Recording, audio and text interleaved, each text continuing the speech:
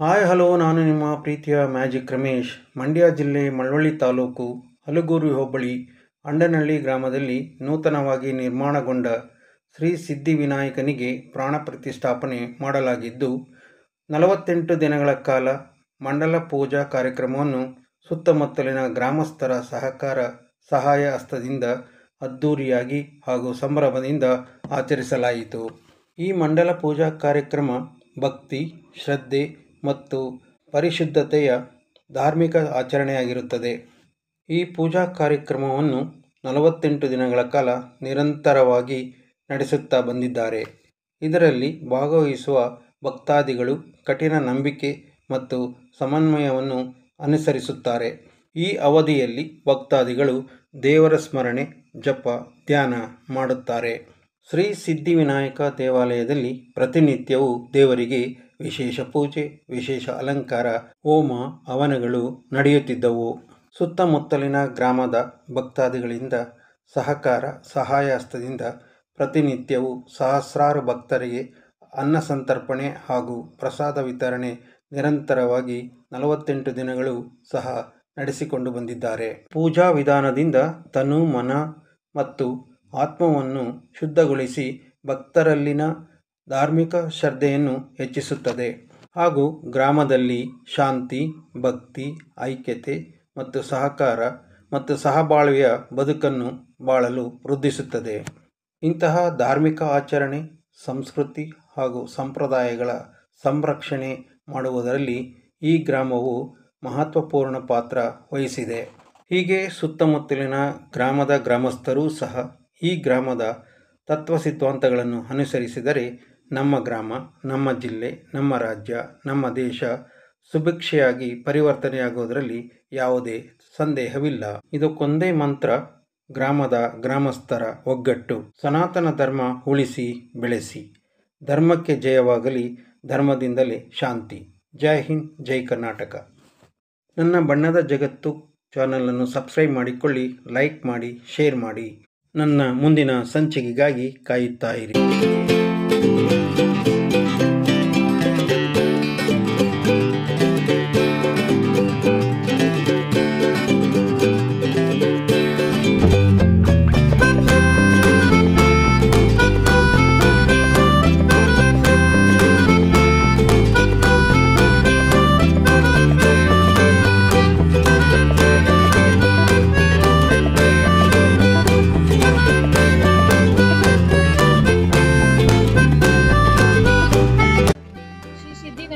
ದೇವರು ನಮ್ಮ ಗ್ರಾಮಕ್ಕೆ, ನಮ್ಮ ಗ್ರಾಮದಲ್ಲಿರುವಂತ ಜನಗಳಿಗೆ ಒಳ್ಳೇದ್ ಮಾಡ್ಲಿ, ಒಳ್ಳೆ ಆಶೀರ್ವಾದ ಆಗಿರ್ಲಿ. ನಮ್ಮ ಗ್ರಾಮದಲ್ಲಿ ಹಿಂದೆ ದಿನಗಳಲ್ಲಿ ನಾಗದೇವತೆಯಾಗಲಿ ದೇವಸ್ಥಾನ ಆಗ್ಲಿ ಇರ್ಲಿಲ್ಲ. ಹಿಂದೆಂದು ಒಂದು ಆಂಜನೇಯ ಯಾವುದೇ ದೇವಸ್ಥಾನಗಳು ಇರ್ಲಿಲ್ಲ ನಮ್ಮ ಗ್ರಾಮದಲ್ಲಿ.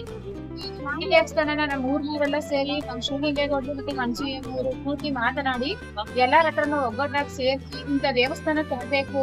ಬೇರೆ ಯಾವುದೇ ಗ್ರಾಮದಲ್ಲಿ ಹೋದ್ರು ಎಲ್ಲಾ ಗ್ರಾಮದಲ್ಲೂ ದೇವಸ್ಥಾನ ಇದೆ, ಆದ್ರೆ ನಮ್ಮ ಗ್ರಾಮದಲ್ಲಿ ದೇವಸ್ಥಾನ ಇಲ್ಲ ಅಂತ ಮಾತನಾಡಿ ಎಲ್ಲಾರು ಸೇರಿ ಒಗ್ಗಟ್ಟಾಗಿ ಕೂತಿ ಅವರ ಕೈಲಾದಷ್ಟು ಧನ ಸಹಾಯ ಮಾಡಿ ಈ ದೇವಸ್ಥಾನನ ಪ್ರತಿಷ್ಠಾಪನೆ ಮಾಡಿದ್ದಾರೆ. ಇಲ್ಲಿವರೆಗೂ 48 ದಿನಗಳಾಯ್ತು. 48 ದಿನಗಳಲ್ಲೂ ಯಾವುದೂ ತೊಂದರೆ ಇಲ್ಲದೆ, ಯಾವುದೂ ವಿಘ್ನ ಇಲ್ಲದೆ ಅನ್ನದಾಸೋಹ ಚೆನ್ನಾಗಿ ನಡ್ಕೊ ಬಂದಿದೆ. ಇಲ್ಲಿ 48 ದಿನ ಪೂರ್ತಿ ಆಯ್ತು. ಇನ್ನು ಮುಂದೆ ಭಕ್ತಾದಿಗಳು ಬಂದು ಸ್ವಇಚ್ಛೆಯಿಂದ ಅವ್ರಿಗೆ ಪೂಜೆ ಮಾಡಿಸ್ಕೊಂಡು. ನನ್ನ ಹೆಸರು ಹರ್ಷಿಕಾ ಅಂತ ಹೇಳಿ. ನಾನು ಬೆನಹಳ್ಳಿ ಗ್ರಾಮದಿಂದ ಬಸವರಾಜು ಅವರ ಮಗಳು. ಹಣ್ಣಳ್ಳಿಗೆ ನಮ್ಮ ತಾತ ಚಿನ್ನೇಗೌಡ್ರು ಅಂತ ಹೇಳಿ ಅವರ ಮೊಮ್ಮಗಳಾಗಿದ್ದೀನಿ. ನಾವು ಮೊನ್ನೆ ಅನ್ನ ಸಂತರ್ಪಣೆ ಕಾರ್ಯಕ್ರಮವನ್ನ ಇಟ್ಕೊಂಡಿದ್ವಿ. 35ನೇ ದಿನದ ಅನ್ನ ಸಂತರ್ಪಣೆ ಕಾರ್ಯಕ್ರಮವನ್ನು ಇಟ್ಕೊಂಡು ತುಂಬಾ ಅಚ್ಚುಕಟ್ಟಾಗಿ ಹುಳ್ಳಿ ಮೊಳೆಕಾಳು ಸಾಂಬಾರು ಇದೆಲ್ಲವನ್ನು ಮಾಡಿದ್ವಿ. ಸುಮಾರು 2,500 3,000 ಅಷ್ಟು ಜನ ಊಟವನ್ನ ಇಲ್ಲಿ ಸ್ವೀಕರಿಸಿದ್ದಾರೆ. ಈ ಸ್ವಾಮಿ ಕೃಪೆಗೆ ಪಾತ್ರರಾಗಿದ್ದಾರೆ. ನಾನು ಕೂಡ ಈ ಸ್ವಾಮಿ ಹತ್ರ ಒಂದು ಕೇಳ್ಕೊಂಡಿದ್ದೀನಿ, ಏನಂತಂದ್ರೆ ನಂಗೆ ಗವರ್ಮೆಂಟ್ ಜಾಬ್ ಆದ್ರೆ ಈ ಸ್ವಾಮಿಗೆ ಫಸ್ಟ್ನೇ ಸಂಬಳ ಏನಿದೆ ಅದನ್ನ ಅರ್ಪಿಸ್ತೀನಿ ಅಂತ ಹೇಳಿ. ತುಂಬಾ ಖುಷಿ ಆಗುತ್ತೆ. ಈ ಒಂದು ಕುಗ್ರಾಮದಲ್ಲಿ, ಚಿಕ್ಕ ಒಂದು ಗ್ರಾಮದಲ್ಲಿ ಯಾವುದೇ ಒಂದು ದೇವಸ್ಥಾನ ಇದೆ, ಈ ತರ ಒಂದು ಕಾರ್ಯಕ್ರಮಗಳು ನಡೀತಿದೆ ಕಡಿಮೆ. ಬಟ್ ಈ ತರ ಒಂದು ಹಬ್ಬದ ರೀತಿಯಲ್ಲಿ ಸಂಭ್ರಮಣೆಯನ್ನ ಆಚರಿಸ್ತಿರೋದು ತುಂಬಾ ಖುಷಿ ಆಗುತ್ತೆ. ಇಷ್ಟ ಹೇಳಿ ನನ್ನ ಮಾತನ್ನು ಮುಗ್ತೀನಿ. ಧನ್ಯವಾದಗಳು. ನಮಸ್ಕಾರ. ಊರಲ್ಲಿ ಒಂದು ಅದ್ಭುತವಾದಂಥ ಒಂದು ದೇವಸ್ಥಾನ ಕಟ್ಟಿದ್ದೀರಾ. ಇದರದ್ದು ಒಂದು ಸ್ವಲ್ಪ ಚರಿತ್ರೆ ಹೇಳ್ಬೋದಾ? ಯಾವ ರೀತಿ ಒಗ್ಗಟ್ಟಿಂದ ಇದನ್ನು ಕಟ್ಟಿದ್ದೀರಾ? ಮಾಡೋಣ. ನಮ್ಮೂರಲ್ಲಿ ಒಂದು ದೇವಸ್ಥಾನ ಆಗಲೇಬೇಕು. ಈ ಊರಲ್ಲಿ ದೇವಸ್ಥಾನ ಇದೆ. ಒಂದು ಮದುವೆ ಮಾಡಲಿ ಒಂದು ಏನು ಮಾಡಲಿ ಒಂದು ಮರನ ಕರ್ಕೊಂಡು ಹೋಗ್ಬೇಕು ಒಂದು ದೇವ್ರು ತರಬೇಕು ಅಂದರೆ ಯಾವುದು ಎಲ್ಲರೂ ಒಗ್ಗೂಡಿಸಿ ಅವರು ಎಲ್ಲರೂ ಹೊರಗಡೆ ಎಲ್ಲಿದ್ದಾರೆ ಎಲ್ಲರೂ ಕರೆಸಿ ನಿಂತ್ಕೊಂಡು ಈ ದೇವಸ್ಥಾನ ಈ ಮಟ್ಟಿಗೆ ಬರೋದು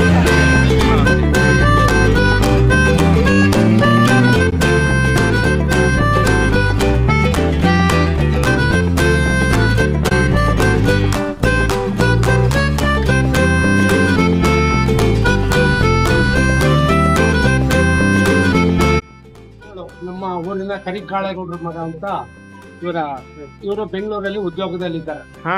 ಮತ್ತೆ 52 ಜನದಲ್ಲಿ ಇವರು ಒಬ್ರು ನಮ್ಗೆ. ಈ ದೇವಸ್ಥಾನಕ್ಕೆ ನಾನು ಶಂಕುಸ್ಥಾಪನೆ ಮಾಡ್ಬೇಕು ಅಂತ ಸ್ಟಾರ್ಟ್ ಮಾಡಿದಾಗ ಇವರೆಲ್ಲ ನಮ್ ಕೈಗೆ ಸಿಕ್ಕಿರ್ಲಿಲ್ಲ. ಎಲ್ಲಿದ್ದಾರೆ ಅಂತ ನಮಗೂ ಗೊತ್ತಿರ್ಲಿಲ್ಲ.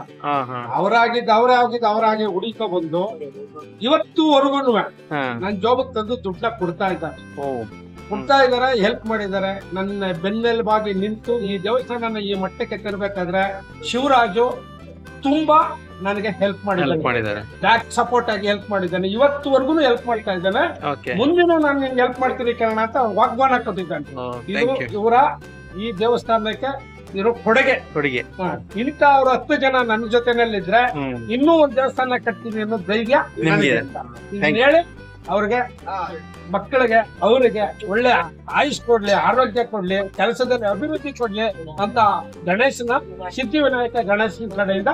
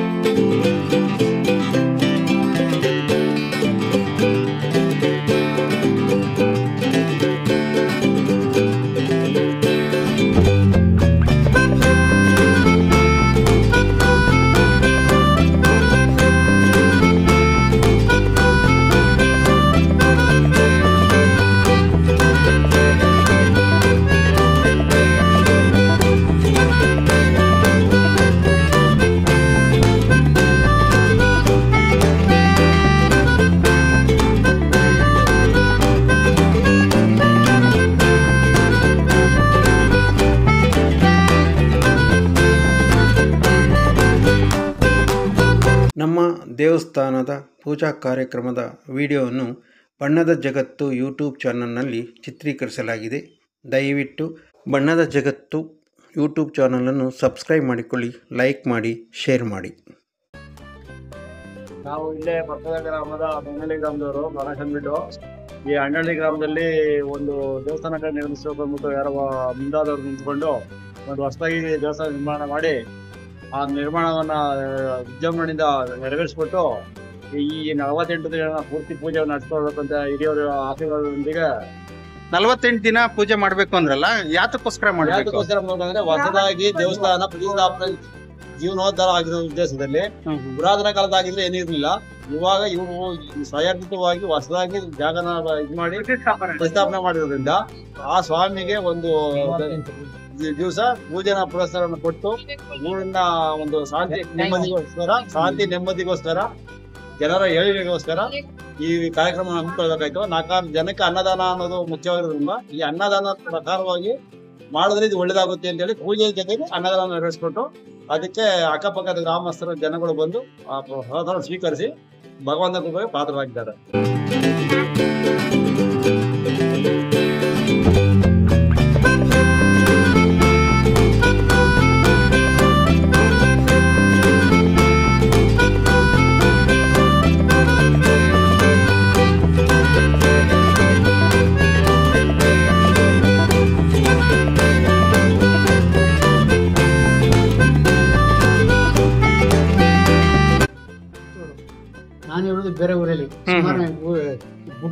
30-40 ವರ್ಷ ಹೋಯ್ತು. ಓ ಆದ್ರೂ ನಾವು ಊರಾಗ ಬರ ಬಿಟ್ಟಿಲ್ಲ. ಹಾ ಹಾ ಅವತ್ತು ಇಲ್ಲಿ ಬಂದ್ರೆ ಊರ ಮುಳ್ತೆ ಹೊರ ಏನಾದ್ರು ಮಾಡ್ಬೇಕಾದ್ರೆ ಹಾ ಹಾ ನಾನು ಇವಾಗ ಬಂದು ಮಾಡ್ತಾ ಇದ್ರೆ ಗೊತ್ತಾಯ್ತು.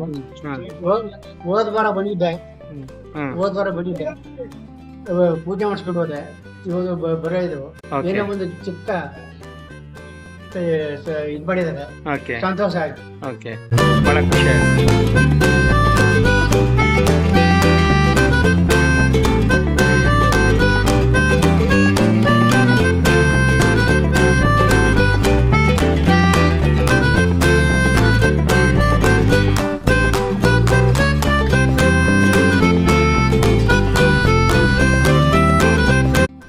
ಸರ್ ನಮಸ್ಕಾರ.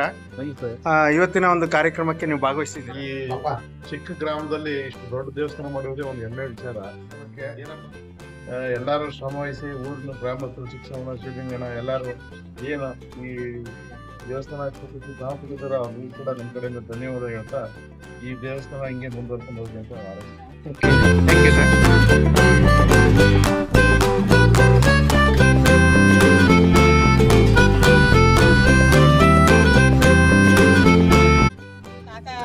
ಗಣೇಗೌಡರು, ನಮ್ಮ ಅಜ್ಜಿ ಚೆನ್ನಕ್ಕಮ್ಮ, ನಮ್ಮ ಯಜಮಾನರು ಚಿಕ್ಕಮನೆಗೌಡರು, ಅವರು KSRTC ಡ್ರೈವರ್ ಆಗಿದ್ರು ಬೆಂಗಳೂರಲ್ಲಿ. ಅವ್ರಿಗೆ ಇಲ್ಲಿ ಗಣೇಶನ ದೇವಸ್ಥಾನ ಕಟ್ಬೇಕು ಅಂತ ಆಸೆ ಇತ್ತು. ಅವಾಗ ಆಗ್ಲಿಲ್ಲ. ಇವಾಗ ನಮ್ಮ ಮಕ್ಕಳು ನಾವೆಲ್ಲ ಸೇರಿ ಎಷ್ಟೋ ನಮ್ಮ ಕೈಲಿ ಬೆಂಗಳೂರಲ್ಲೇ ಇರೋದು. ಈಗಲೂ ಬೆಂಗಳೂರಲ್ಲೇ ಈ ದೇವಸ್ಥಾನಕ್ಕೆ ಅಂತ ಬಂದಿದ್ದೀರಾ? ಬಂದಿದ್ದೀವಿ. ನಾವು ಮಂಗಳವಾರ ಊಟದ ದಿವಸ ಅಂದ್ರೆ ಓ, ನಿಮ್ದು ಸೇವೆ ಇದೆ ಮಂಗಳವಾರ. ಮಾಡ್ತಾ ಇದ್ವಿ. ಅವ್ರ ಮಗ ಮಾಡ್ತಾ ಇದ್ದಾರೆ. ಹಾ ಹಾ ಹಾ, ನಾವು ನೆಕ್ಸ್ಟ್ ಮಂಗಳವಾರ ನಾವು ನೀವು ಮಾಡ್ತಾ ಇದ್ದೀರಾ? ಬಹಳ ಸಂತೋಷ.